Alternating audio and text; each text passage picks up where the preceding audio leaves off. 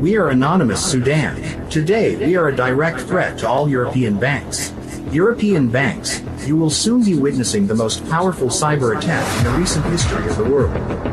Be prepared, because when we strike, it will be too late to make amends.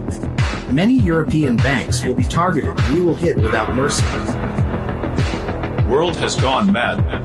The reason for this is money. If God rules Russia, then who rules Europe? That's right, the banking system. No money, no problem. Revel is sufficiently familiar with the European financial infrastructure. See you soon. This is not a DDoS attack. Games are over. We call on all active groups to engage in destructive activities against the European banking system. No money, no weapons, no Kiev regime. This is the formula for the death of Nazism, and it will work. Within 48 hours we are launching this global company. Nothing will save you, and this is not a warning. I am just informing you. You have never seen such problems before. We are killing it.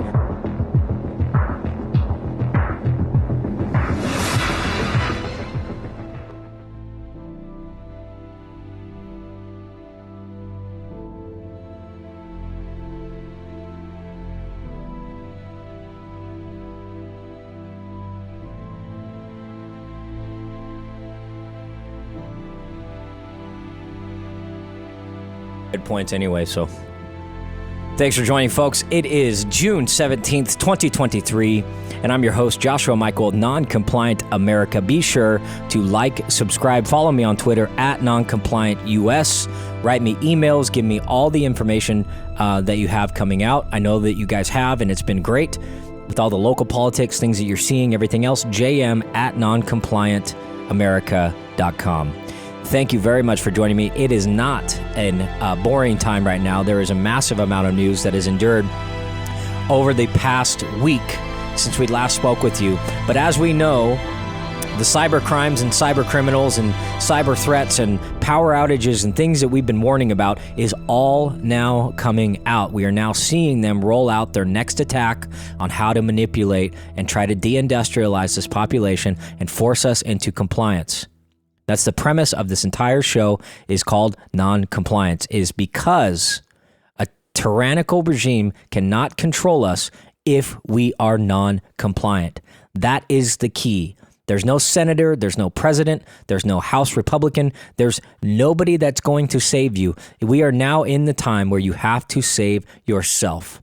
That is the entire premise of this whole thing. That's the American way. That is the fundamental value of being American, is demonstrating your non-compliance to these tyrannical systems. We want to live free. We want to live open. We want to be human beings and be able to operate the way that this country was built for us to operate.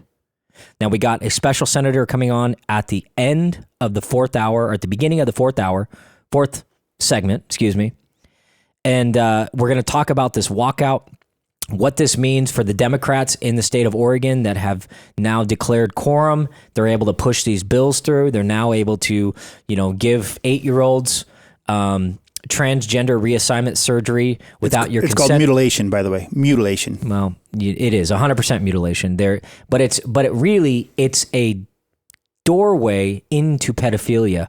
It's a doorway to wedge against the family, against the system, from being able to have that nucleus family. They want the state agencies, they want these counselors, these predatory counselors that are inducting these kids into thinking and creating a wedge between the communication between their parents as well as the state. They want to have that, which is an introduction to pedophilia.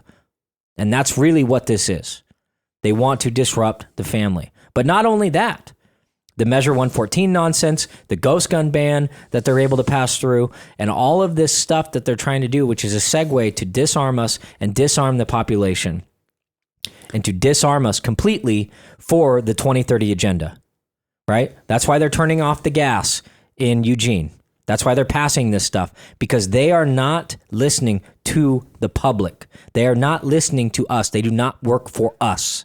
And the sooner and faster that you understand that, and the faster that you're able to grasp the fact that we're in a captured state by a communist style Marxist regime that is focusing on globalism, which is basically deindustrializing the entire planet, but more importantly, exterminating a massive amount of people in the world.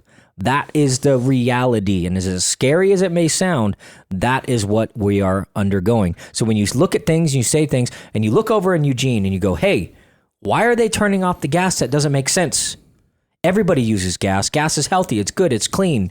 It's simple. It's good, effective energy. When power goes out, that's how people keep warm. It makes sense to keep gas. Why are they turning it off? But if you study Cloward and Piven and Agenda 2030, you will then discover why they are doing this. But it's also going in tandem why other areas around the world and around the country are passing similar bills and similar elements and doing similar things, such as turning off the gas, disarming populations, passing unruly unconstitutional acts such as Measure 114, stating that, magazines are not a part of the weapon, they're an accessory, and all this garbage that you're seeing, because they are not working for us. They are not here to serve us. They are not here to preserve our rights. They are here to capture them. And they are on a timeline, and they're behind the timeline because of Trump. So I'm going off on a tangent, but what I'm saying is that this stuff is very important for you. It is now up to you as the individual to start getting involved. And one of the things that I always talk about on getting involved is becoming a PCP in your local county. What is a PCP?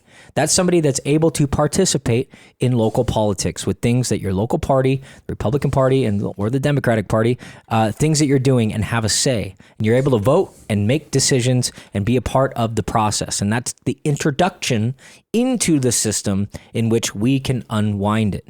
And if we become non-compliant in going along with this nonsense, which is very easy to do to get involved, just simply say no and ask normal, logical questions, which that in itself is becoming banned, and they're now going to start targeting you, which is fine. We expect them to. Please do, okay? But anyways, I just want you to understand, as we go in and deeper into this, where the system doesn't want you to do is start thinking for yourself. And that's the key, is we want to start thinking for ourselves. Even if you don't agree with me, that's fine. Even if you don't agree with me. But if you're able to come up with your own conclusions and show me and or tell me how you come up with that, well, I agree with people I don't agree with. Does that make sense, Don?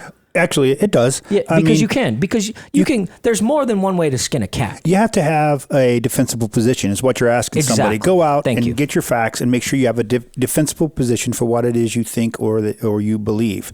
The feelings is something that we have to, at some point, set aside. If you're a 9-year-old child, I would really care about your feelings, but you're not. You're a grown man or a grown woman, and I don't really care so much about, well, I just feel like... Look, it's time for facts. There's no time for middle ground. We have to be real. We have to be honest with ourselves. Set the feelings aside. I know it sounds a little harsh, but you got to set those feelings aside and deal with the facts and reality on the ground. This is a critical juncture in American history right now. There's very alarming circumstances surrounding us and impending danger, right? Sure. But therein lies the better question. Is what is it going to take to get the majority of people to get off the couch and start getting involved and start understanding the threat that we're really up against? Is it going to take, what's going to be the catalyst that's going to allow it to happen? Now, don't get me wrong. It is happening. People are waking up, which is great. It's good to see. But at what point are things going to have to get to? Are people going to have to be sitting in their house with no power and no water, no internet, no sense of anything, no job, nothing? Or like in California, where they, is it going to take them taking your children away because you won't confirm their gender reassignment ideals? Yeah. Right? Literally, that's a law passed in California that if a parent does not agree to gender reassignment or even to the philosophy of it, that the state can come and take your children from you. Yeah. So it and so what is that? But what is that really about? Is that really protecting your children? No. Again, it's about pedophilia and kidnapping your kids and putting a wedge between the families and the state to not allow parents to be parents, to not give parents jurisdiction over their kids. That's what that's about, because they want to induct them into this weird culture that's sexualizing 5-year-olds and getting them to start thinking about their sex and question their sex and everything else. That's the whole point of all of this, is they want your kids. They want your kids because they're not trying to protect your kids. Look at Child Protective Services. Child Protective Services, kids are 10 times more likely to face physical abuse or sexual abuse. They're not protecting your kids. They're not there to protect your kids. So many kids get pushed through the cracks. More importantly, there are so many kids, unaccompanied minors, being escorted across the border right now, today. Don't tell me it's about the kids. They don't care about the kids. They care about sexualizing them and getting them off of the family nucleus to where they're lost, they're deserted, they're easily manipulated, and then they can create their new dysfunctional euphoria that they're trying to roll out into this future. So they're going to have some kid that doesn't even know what planet they're on, and that's prime pickings for misguiding them and leading them into astray. You know, at some point here, not at some point, it is the duty of every American to defend their life, their liberty, their 100%. Property, their family, right? And to protect it from this lawlessness that's going on in our country right now. We're seeing it right here locally, right? We're seeing it within our counties, within what's happening at the Marble Nut House in Salem, but go on out to the federal government, right? At some point, we have to save this country from perdition. Well, and that's it. It really just comes down to the individual itself, to get off their butt and understand this is the time. This is the time you've read about in history books. If you want to go back to World War II and think, well, what could my life have been? What would I have done if the Nazis were taking over? If I was in occupied Germany, how would I have behaved? Right? Now is the time to re-grasp that concept and understand you are living in that moment. In fact, it is 10 times worse than what it was then. So now is the time for you to test your grit, test your ability to understand what's going on, and make those decisions.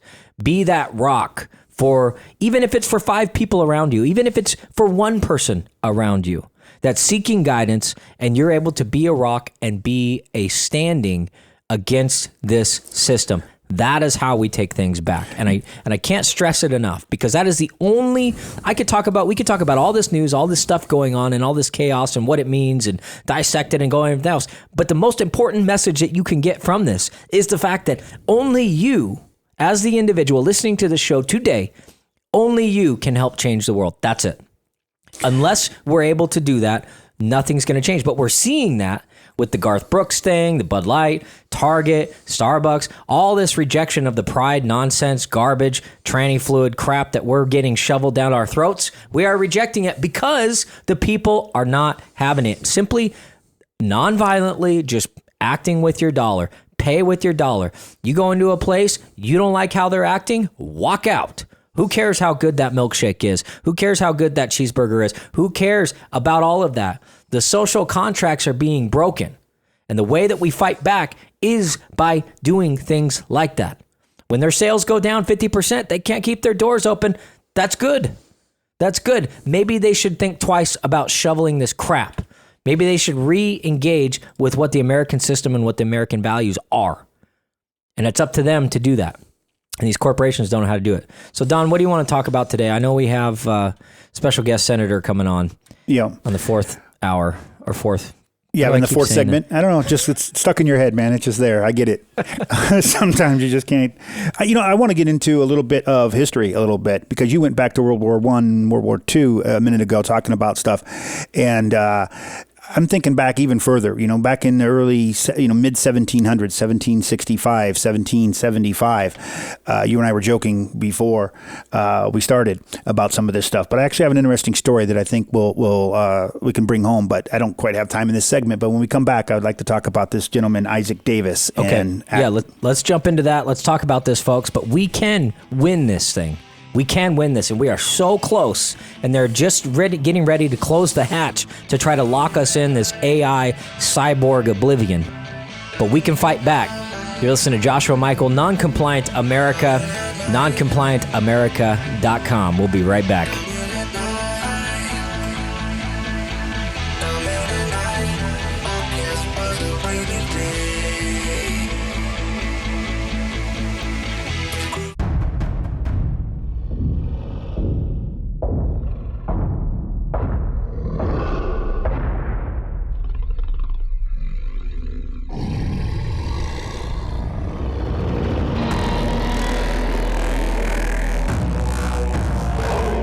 Welcome back, folks. Will this be the end of our civilization, or will the public wake up and reassert their will as American citizens on this planet? It's the end of the world as we know it. Is this the end of the world, or is this the end of an age? Right? We could talk about, the transference of futures. Is this the end of civilization as we know it? Maybe, yes. But fortunately, I think we're transferring into a more awake population, and we're going to be experiencing a new golden era. And we are at the very beginning stages of it, and it's going to take some time. If you read the history books, you go through chapters, and you're like, oh yeah, during this time, this happened, and during the Great Depression, this happened. But understand, the Great Depression wasn't just like 6 pages long. It didn't last for 6 months. Right. It lasted for years, and the recoil of that and different things, and then going into the world wars and different things that kind of accelerated. It was a couple decades worth of time that is crammed into a chapter. So understand, this is all a process. I'm sorry. When we go into, we look at history, we go back to the founding of the United States, right? We know all about Hamilton and Washington and all these big names. And I think that what I was talking about before the break on the last segment was trying to bring it back to a local level, but also as you do a great job doing is making sure that we understand what we're doing at the local level is because of what's happening at this global, of putting it into perspective. Here's how we make this change. Yep. So we look back. There's a story that I was reading. It's about a gentleman named Isaac Davis in 1775, and what happened was there's a lot of patriots, right? These people were actually called insurgents at the time, and they become patriots in our history, but they were insurgents at the time.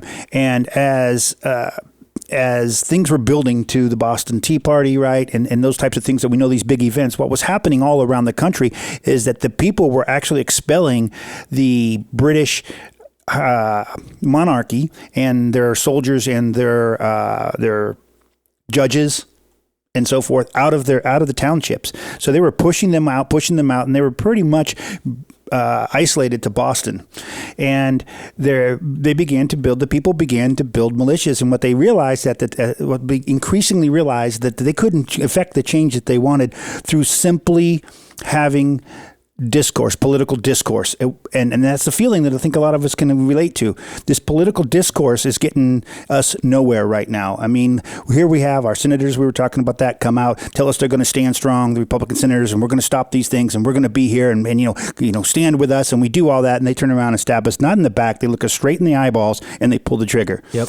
Right? So this is happening in 1775. These small groups are building in all these townships, and there was a time when the British were going to come on.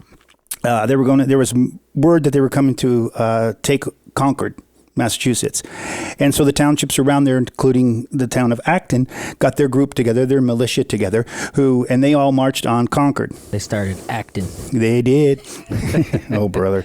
And Isaac Davis had become the leader of that particular group, and he was a highly respected man, and he actually had a gun range in his backyard to help the Minutemen prepare and learn marksmanship and so forth. And they went up to battle, and they come to Concord, and they see a lot of smoke and fire. And what they realize is the British have just begun discriminately just murdering everybody in the town and setting the town on fire.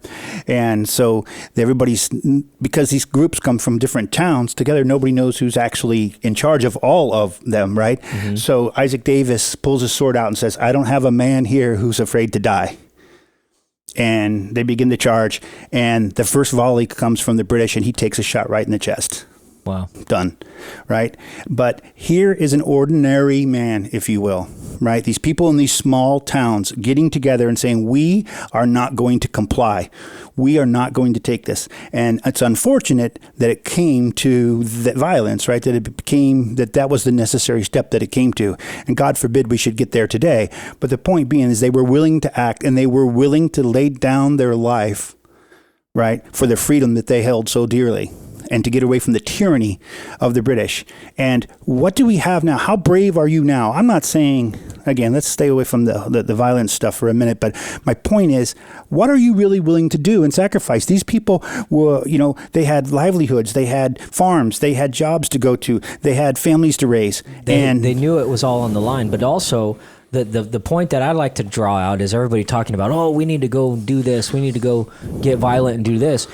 The fact is if you're not even willing to speak out right now, I guarantee you are not going to be violent when it's time to get violent, if it is ever time, right? If you're not even willing to speak out and go up against the man or the system and just speak your mind and get involved and try to bring, stability and reality back to these marble nut house psychopaths. You know what I call it, really? You talk about speaking your mind. I'm going to speak my mind. You're not willing to go out there and fight for your children. There's a school board going on. There's 40 people there, and you got 7,000 students in that school district, and you got 40 parents to show up. You're not willing to show up for that. Yep. You are one of the 5 senators that decided to stab us or shoot us in the forehead and go back in and allow quorum. You know what you are? You're a coward. Okay. That's right. And I'll look you in the face and tell you that, men, if you're not out there fighting for your children, and you're not out there fighting against this insanity that's going on from the liberal left, then you're a coward. It's that simple. Right. So, and you're just more willing to self-serve and just ride off into the sunset, stick your head in the sand, than it is to actually stand for something and draw a hard line. Keep in mind, a line that the majority of people want. The majority of people do not want this garbage. They do not want this crap for a very, very, very slim, all 17 of them in Oregon. We don't need this crap in our system, and people don't want it. But that brings me back to the same point. To what point is it going to be enough to get people off the couch and inoculate? And this is why I dive into like technology. This is why I talk about, fluoride in the water and different things like that. All those play a part in demonstrating your complacency and forcing you into this suspended disbelief system to where you feel like you're engaged, you feel like you're doing something, when in the reality is you're sitting on your ass, not doing a damn thing, but you feel like you are. And that's the trap. That's the effects of technology and these chemicals that we're inducting into ourselves. We'll be right back. Don't talk, do.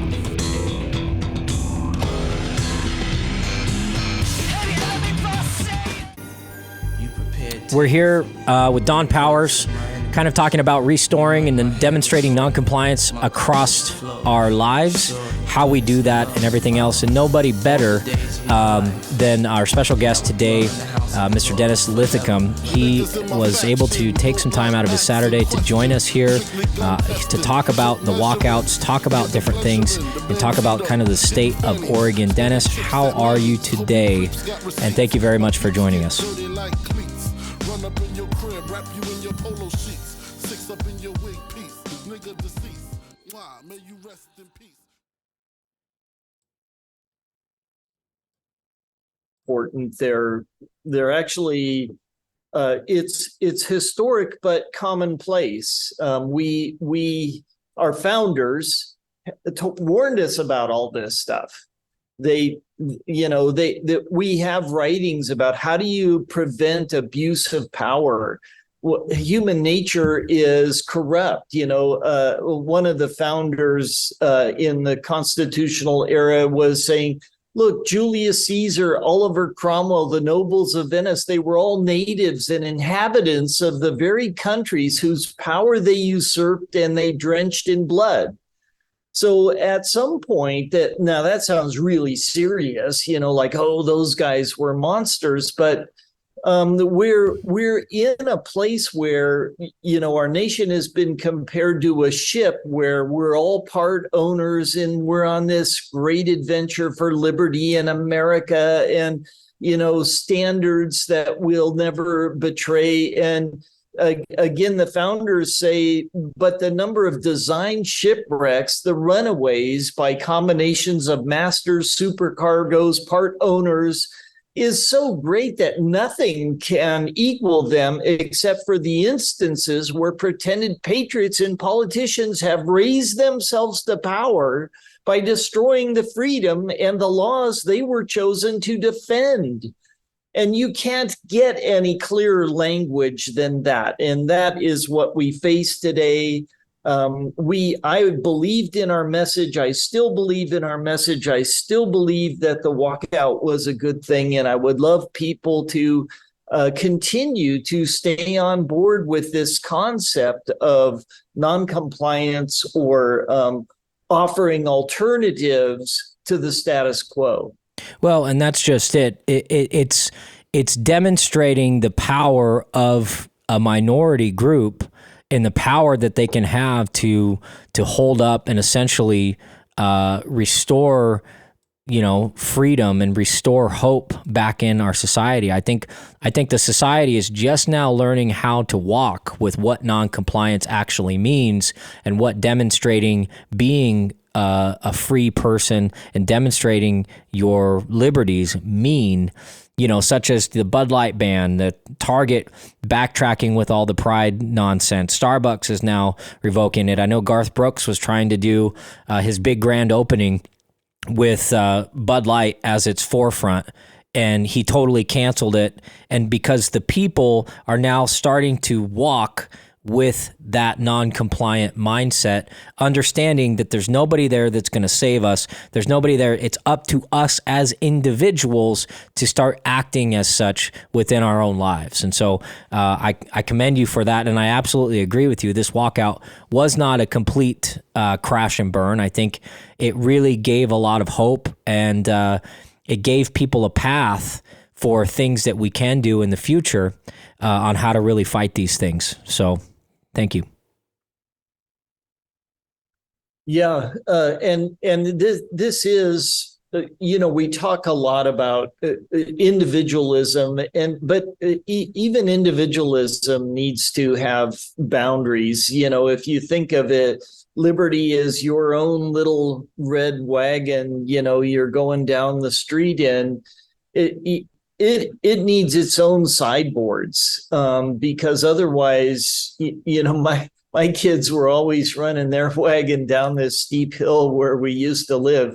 And it's like, you guys, what are you doing? And it's always a crash and burn at the bottom there. It wasn't a straightaway. It was a turn. It's 90 degrees, help, and, but they loved going at it. They loved scaring the bejeebers out of me and Diane. And yet there always has to be some sideboard, some corners, some constraints, some organization to our liberty. We don't approach light signals with absolute liberty. We stop at stop signs because of the greater good for being organized. And as far as I'm concerned, we have logic, we've got reason, we've got natural law, we've got biology, we've got all of the norms, the historic norms, the religious tradition, Judeo-Christian, Muslim traditions that value men and women and their relationships and their families as a primal concern. And these family values are getting violated at every level of what we see. And so to exercise that, as you called it earlier, you said our own individualism, our own consciousness, our own understanding of our social sciences, our behavioral sciences, these things. This is ultimately where everybody is being placed. You're going to get placed into the frying pan if you aren't the guy managing your own life. So why in the world would anybody elect somebody and surrender their life to this guy for 2 years or 4 years or 8 years or whatever? Why would we, in the state of Oregon, forget the federal level for a minute, why would we in the state of Oregon say, we'll let these guys design behavioral health, public health, education, medical care, and the labor and Bureau of Labor and Commission and all of this stuff. Why are we allowing them to run my little business where we're trying to flip burgers and make a day of it? It's Dennis, it's interesting you say that, because we look at a lot of people tend to think that their obligation stops because, at the ballot box, right? Or at the mail-in. Right. Or they send their letter. They send their text messages. There. And I did my part, right? I voted. And, of course, we have a representative style of government. That's a form of government that we have. So people think, okay, I elect these people, I can just ignore everything that's going on. And your obligation, especially in these perilous times, doesn't stop at when you fill out a couple of bubbles. You have to stay involved and pay attention to what's going on. We were talking about this in another segment, how, I show up at a school board, there's 40 people there, right? That's it. You got 7,000 kids in the school district, things like that, other events and stuff that go on. People they're not getting involved and paying attention to what's going on. And if they don't seize the power of their own sovereignty and start caring about what's happening around them and getting involved in the government and what they're doing, you can't, like you said, you can't just let go of the reins and say, okay, go. Right. And I think it has a lot to do with, domestication and people just having it too good for too long. Technology plays a huge part in it. I think it really gives people a false sense of security, as well as just the dopamine and the fulfillment that they're getting from technology. I think, some of the chemicals that people are engulfing is kind of softening their approach to life, and they just become slugs and sloths. And, there's 20-30% of people that are on SSR medications and antidepressants and different things like that, because life is hard, it's challenging, and they're told that it's hard and challenging, and it's okay to be a victim, and it's okay to do this, it's okay to do that. So a lot of these things are happening to people, and they're just being bombarded through these technologies and through different systems that's completely domesticating them from not wanting to get involved to the degree that they can, and or they're just not allowing themselves to have the confidence or try or even want to try to get involved. And so that's kind of the domestication that we're seeing a lot with the population. So when it comes to getting involved or giving control to everybody, they're being taught from birth from these government agencies to listen to the people in charge, listen to these people, don't talk back, don't listen, don't ask questions, just do what we say, listen to these history books, do what they say, this is the facts, this is the reality, just accept it, sit down, shut up, go get your job, go flip your burgers, get a good job, be a good member of society, don't talk back, don't ask questions. All of these elements are being inducted into these populations for generations now. So we're now starting to see that kind of ferment with these Gen Zers coming up and growing up into this world. They've kind of demonstrated this complacency, and they've almost given up in a sense. But I think there's a lot to kind of unpack there, but that plays a huge part in why we're seeing what we're seeing. And there's only 40 people showing up at these school boards because they've almost given up in their mind. And so it's simple just to unlock that in their mind to say it's not simple. It's not hard. It's simple. All they have to do is just engage. All they have to do is just get involved and start asking questions. And they don't have to do everything at once. So, but Dennis, you've been such a huge advocate. You're such a breath of fresh air. It's so good to talk to you in the Senate. We just have about a minute left, but what else would you like to express to the public before we go into this break? What can people do? How can they support you? How can they support this movement that's going on? What's your suggestions? Yeah, well, individual involvement and diligence, sticking with it. You know, when we talk about the 40 people at the school board meeting, there's 120, 250 people at the football game. So there's this priority. And what the reason they go to the football game is because they care about their kids. And the reason they should go school board is because, by golly, they care about their kids. And we need individuals to recognize how important both of these things are. If you're going to support your kids there, you got to support them over here, because these running the ship. And that's why we need people to stick with it, get involved, and be diligent. Absolutely. We're talking to Dennis Linthicum. We will be right back. Yeah, I know it's rude to be bragging. They never catching us slacking. Me and my buddy, we working hard for this money. All right, welcome back, folks. And we just want to get a little bit of backstory. We're talking about the walkout, kind of what happened, and everybody's wondering right now. We had the Democrats right where we wanted them. They weren't able to establish quorum. They weren't able to get these bills to pass through. Dennis, could you give us a little backstory with what happened, what led up to what happened last week with them being able to pass through? And then what does that mean for these bills like 2002 that then now they were able to pass? Was there a modification to it? Kind of give us a little backstory that kind of led up to the middle of last week.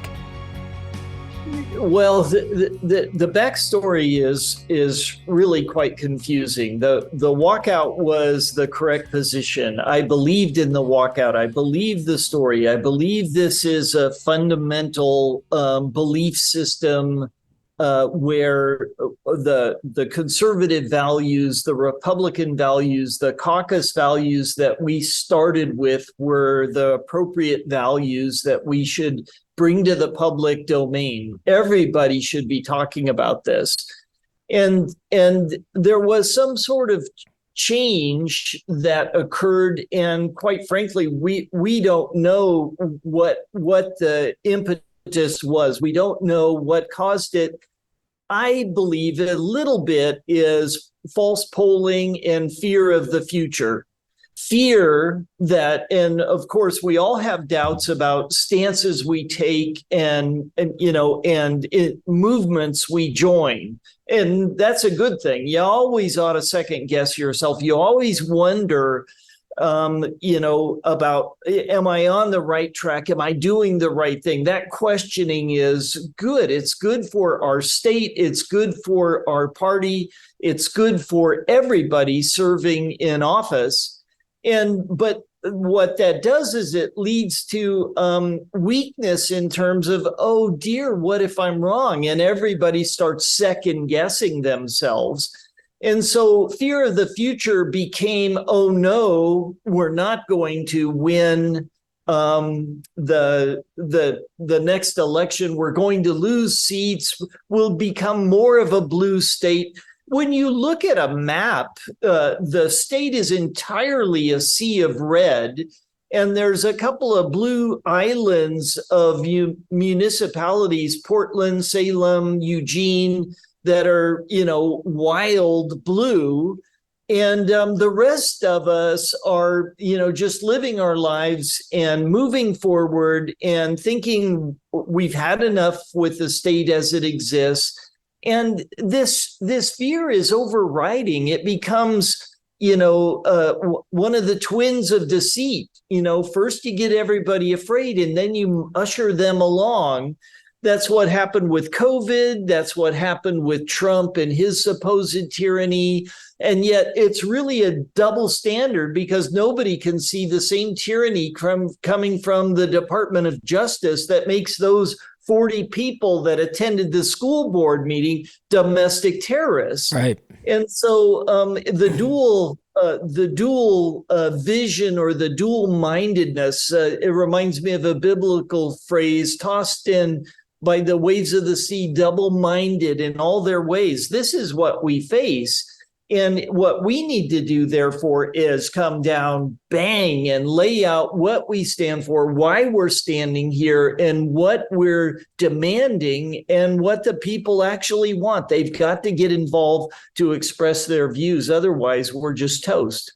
And that's really it. So kind of shifting gears on that, have you been following or participating in any of that Greater Idaho movement? Is there any validity to that? Do you think that it has any future success of, succeeding from Oregon? Do you think that's a good thing? Do you think it's a bad thing? What are your thoughts on that? Yeah, I introduced the bill. I was, the author. I introduced the bill.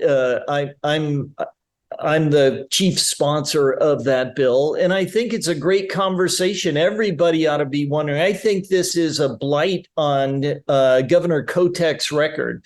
She's got all of these counties, 15, I believe, of Oregon's 36 counties, who have affirmed their desire to move the border. Now, when you have, for Pete's sakes, King George only had 13 colonies that were, tossing and turning. Governor Brown has 15 counties. There are far more acres here in Oregon than there were in the original 13 colonies in terms of, people who are politically mad as hell and want things changed, want true representation, not false representation.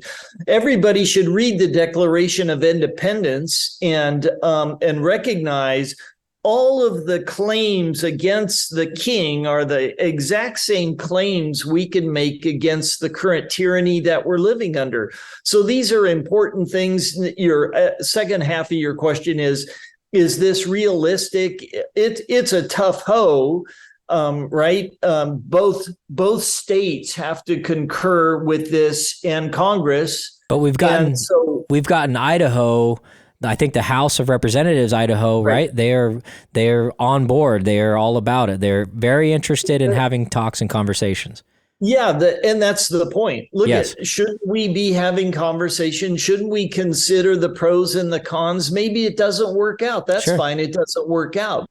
But at least we should talk about maybe the vaccines don't work. We should have that discussion. Absolutely. Maybe the PCR test was completely fraudulent and criminal charges should be brought against, Fauci and Walensky and the whole gang at the CDC.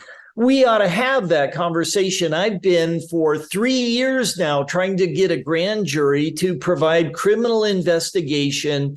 I'm not claiming that they're all guilty. I'm saying this is my allegation. These guys have defrauded the American public of billions of dollars, and they've injected, experimental bioweapon. And so why in the world are we not having this conversation? I just had 3 friends this morning who are big into the medical freedom movement get thrown off of Twitter. And now censorship is going to rain down. Censorship on us for talking about noncompliance will probably be hot on our heels. This is the time for everybody in the state of Oregon to stand up and be counted. Absolutely. And if you notice, the CDC just came out, I think it was last week or the week before, that you're 13,000 times more likely to have heart disease, myocarditis, and heart issues if you've taken the shot. So now the CDC is kind of confirming and reaffirming with what these medical people have been asking and demonstrating for years, getting censored, deplatformed, delicensed, lied about, all this disinformation that's going around about them. And so, demonstrating noncompliance is key. So, Dennis, we got just another minute or two. What would your message want to be for the public? Where can they support you? What else do you got going on? What's in the books? Now that we got, the Democrats established quorum, what should we expect as the public, and what can we do? Well, I would like to encourage the House to walk. The House should kill 2002, even as it exists, because what you just described with regard to the CDC now coming out, we know mask was false. We know social distancing was false. We know the mRNA has never been tested. We know all of these things. Those aren't conspiracies. The CDC is now confirming those. But how they put the constraints on the medical community is through their board certification and licensure. That's right. Which happens at the national level and at the state level. HB 2002 keeps that lever in place so that boards, naturopathic board, dentistry board, pharmaceutical board, medical provider board, all of these boards have to follow the legislative preferences of a bunch of guys sitting on the Senate floor. So I would recommend everybody continue to ask the Republican House members to walk to kill this bill. It is a horror. We will damage children. We will destroy families. And this is medical tyranny on the heels of taxpayer-funded medical tyranny. There's the bottom line. That's right, Dennis. Well, thank you very, very much for joining us. Where can people go to follow you? Are you on Twitter? Are you on Facebook? Or how do people follow you? Yeah, I am. I'm on Facebook and Twitter. I need help in figuring out how to create a voice in those arenas, and so you can send an email to me at dennis@electdennis.com. That's my website. Get on my email list. Just put subscribe in the subject line, dennis@electdennis.com. You'll start getting my newsletters, which I think Don can attest to are usually quite robust. And I'm hitting on this idea of liberty all the time. And I think it's really one of the big draws.